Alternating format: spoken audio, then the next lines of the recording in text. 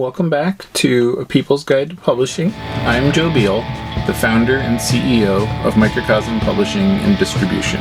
I'm also the author of A People's Guide to Publishing, which distills what I've learned from selling millions of books over the past 25 years. I'm Ellie Blue. I'm the editorial and marketing director here at Microcosm. We are an independent mid-list publisher based in Portland, Oregon. We have 14 employees, over 650 titles in print with 20 to 40 new books per year, and we distribute thousands of titles from other publishers.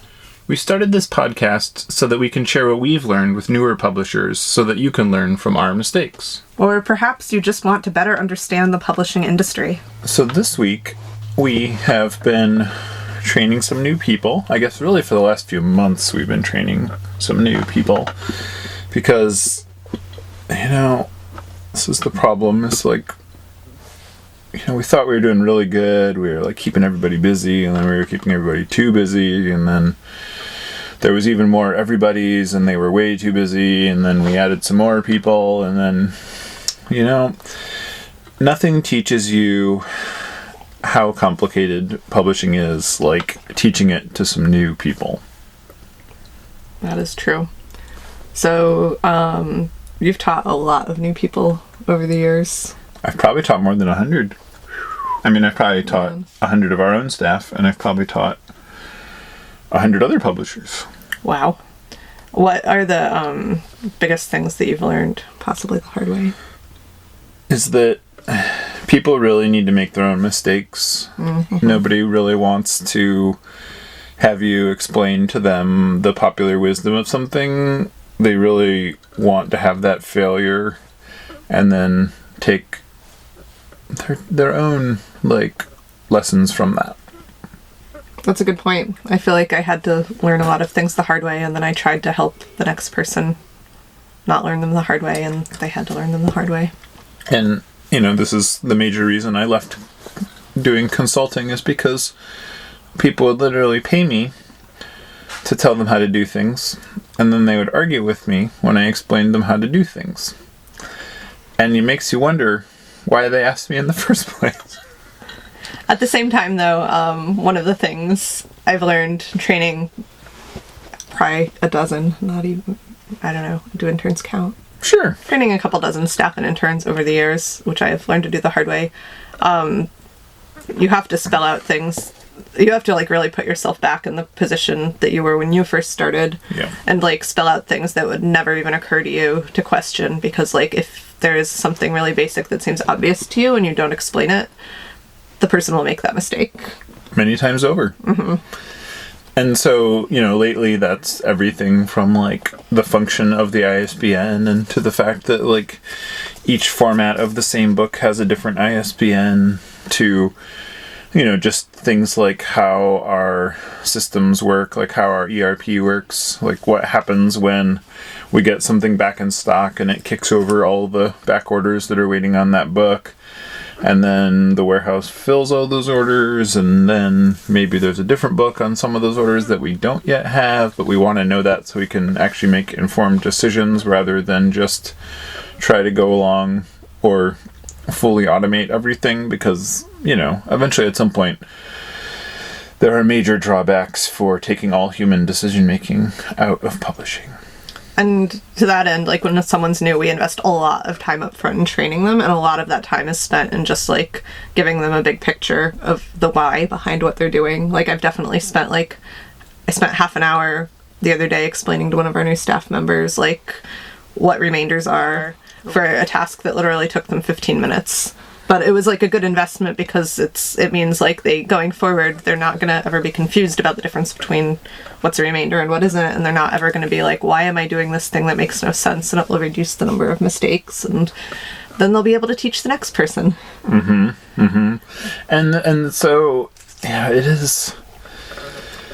it was a hard lesson because a lot of times people don't necessarily tell you what they don't know, or even when they don't understand. So a lot of times explaining the forest through the trees of what the goals are with every task, even if you are fully automating the systems of the task, it can really help them to feel invested in it, if nothing else, to look at what the goals are. Man, it's hard to, when we're hiring people because we're busy, So not having to take extra time to explain everything and train people and check their work is like even harder to do, but it's so important to put in that time. Yeah. Because otherwise, we've also done it. Like I used to reset every minute I spent managing until I realized that those were like the most valuable minutes of my day. And you can check that out more in our time management episode, which is like about 80 episodes ago. So go check that one out when you're done with this. And so, you know, you really, just like doing this podcast and just like, you know, any sort of consulting meta work, you know, looking and reflecting why we do things a certain way and being willing to challenge that and refine those methods and tasks really is the best way for sinking your teeth into like, oh, okay, yeah, I have an idea of how to make this complicated task much simpler and more effective and with a much lower error rate.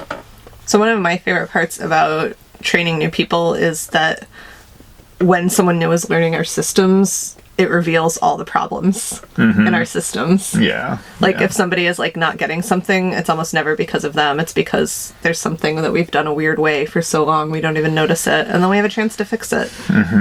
Yeah, and that's been really rewarding to see and do. Yeah, a lot of our computer bugs have been caught that way.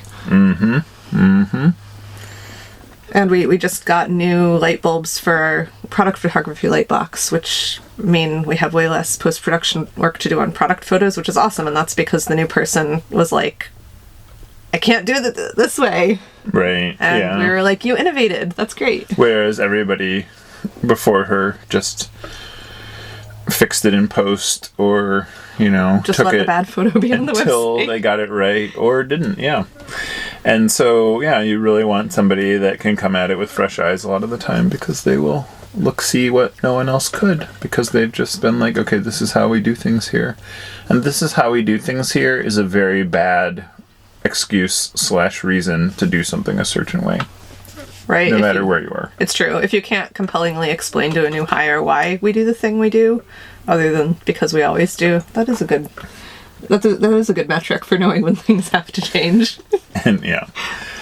And, you know, in some cases it's like you're waiting for something to be programmed or you're waiting for, you know, something to happen from somebody else. But for the most part, you know, you need to be able to explain, like, this is the goal, this is how we achieve that goal, and this is why this is the best way of achieving that goal. Thanks for joining us once again. Please send your questions to podcast@microcosmpublishing.com so we can answer them on future episodes. And please give us 5 stars on iTunes and everywhere else that podcasts are reviewed. You can find us on the internet at microcosm.pub, on Twitter at Microcosm, on Facebook at Microcosm Publishing, on Instagram at Microcosm_pub, and here in Portland, Oregon on North Williams Avenue. Thank you so much. Have a wonderful week.